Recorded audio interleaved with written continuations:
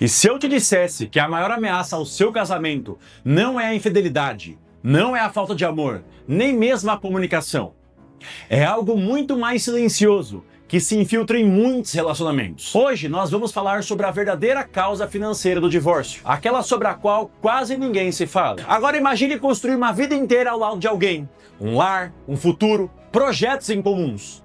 E de repente tudo isso começa a ruir.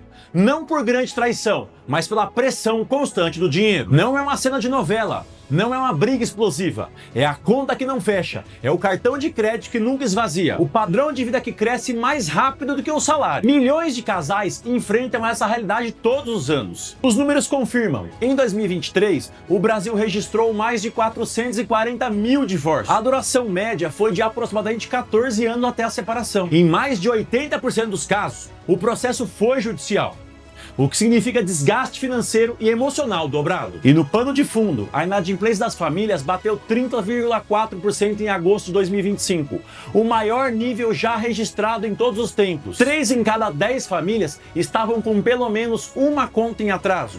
Ou seja, os casamentos estão sendo testados em um ambiente de pressão que não dá trégua. A primeira corrente invisível que corrói relacionamentos é a dívida. Dívida não é só um número no extrato.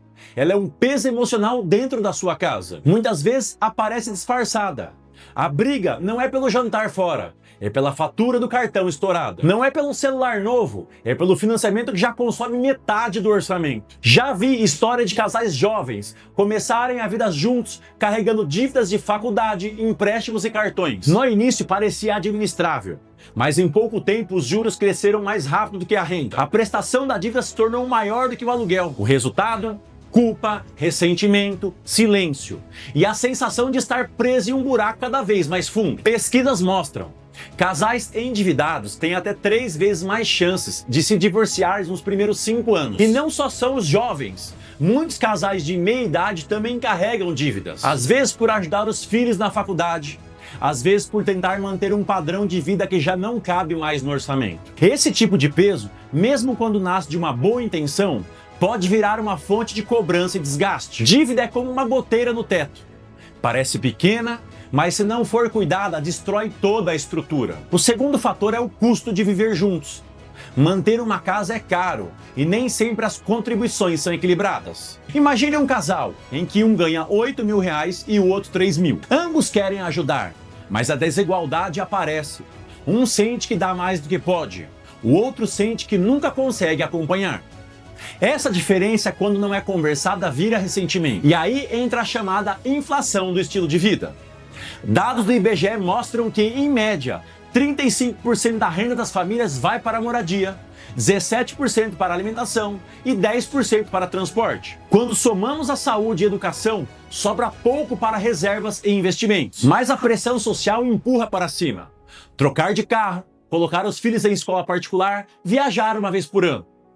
A cada conquista vem a tentação de gastar mais, só que a renda não acompanha. O que era símbolo de vitória vira prisão. Um exemplo é a história de Juliana e Roberto. Para os amigos, eles tinham uma vida perfeita. Apartamento financiado, carro novo, viagens postadas no Instagram. Mas na prática, mais de 70% da renda deles estava comprometida com despesas fixas. Quando Roberto perdeu o emprego, 6 meses o castelo desmoronou. Contas atrasadas, carro vendido, brigas constantes. O que parecia sucesso era apenas aparência. E quando o dinheiro não dá, começam as renúncias. Muitos adiam a compra da casa própria, outros adiam a chegada de mais um filho. Outros deixam de empreender ou estudar, porque o orçamento não comporta. Esse sonho sacrificado se transforma em frustração, e a frustração, quando acumula, mina o relacionamento. O terceiro ponto é como o casal organiza ou desorganiza suas finanças. Muitos acreditam que colocar todo o dinheiro em uma conta conjunta é a maior prova de confiança, mas na prática pode se transformar em perda de autonomia. Eu já vi mulheres que depois de 15 anos de casamento descobrirem que não tinha nem a senha da conta da família. Isso cria dependência e vulnerabilidade. Além disso, cada um traz sua própria bagagem financeira. Dados da Ambima mostram que apenas 21% dos brasileiros investem. Isso significa que, em muitos casais, um cuida de tudo e outro fica alheio. Imagine, um quer investir em ações e fundos, o outro só confia na poupança. Parece detalhe, mas com o tempo se transforma em abismo. Um sente engessado, o outro se sente inseguro. Já vi casos em que essa diferença foi chamada de traição de futuro. Não era uma traição amorosa, mas divisão de expectativas. Já acompanhei a história do Ricardo e da Mariana. Ele queria aplicar em ações, buscava retornos de longo prazo. Ela achava que investir na bolsa era apostar no cassino. O resultado foi um conflito crescente. Cada um se sentia desautorizado pelo outro. O que deveria ser uma estratégia conjunta virou uma disputa. O dinheiro que deveria unir pode virar divisor quando não há alinhamento. Então chega o divórcio e com ele o choque financeiro. O custo de vida dobra de uma hora para outra. O salário que parecia suficiente com duas rendas se mostra curto sozinho. O aluguel pesa, a escola dos filhos vira dilema, o mercado engole o orçamento.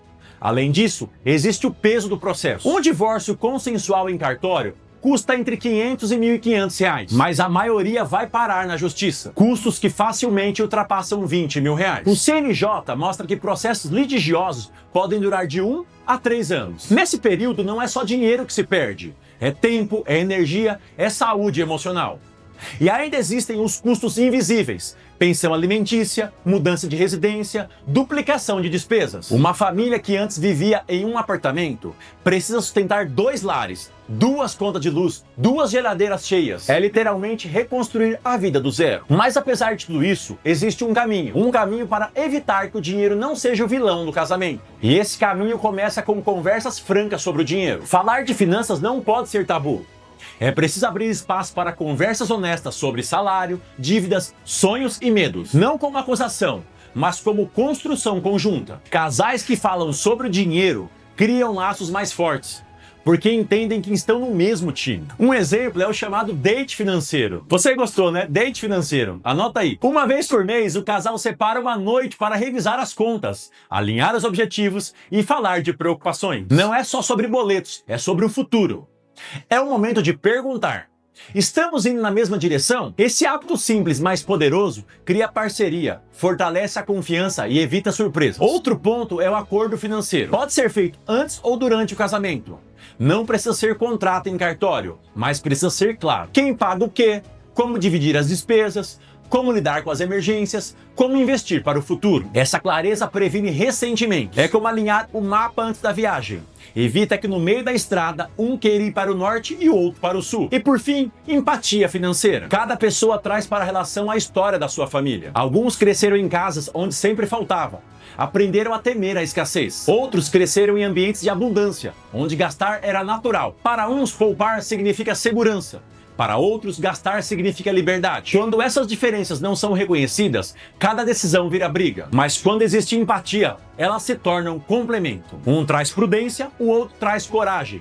E juntos constrói equilíbrio. O dinheiro pode ser corrente que prende, mas também pode ser o cimento que fortalece. Pode ser motivo de separação, mas também base de uma construção sólida. Tudo depende de como o casal escolhe lidar com ele. E se esse vídeo trouxe clareza, compartilhe com alguém que precisa ouvir isso. Essa é uma reflexão que pode evitar dores profundas e ajudar famílias a enxergarem o peso real das finanças no dia a dia. Aqui no Planejamento Inteligente, nós falamos sem máscara sobre dinheiro, investimentos e futuro financeiro. Porque entender de finanças não é apenas sobre números, é sobre qualidade de vida. Planejar não é ausência, é presença. E a verdadeira riqueza de uma família não está na conta bancária, mas na segurança e na tranquilidade que o planejamento proporciona. Eu quero saber a sua opinião. Você acredita que o dinheiro pode ser mesmo a maior ameaça de um casamento? Comenta aqui embaixo e não esqueça de deixar o like. Isso ajuda o canal a crescer e faz com que essa conversa alcance ainda mais famílias. Nos vemos no próximo editorial.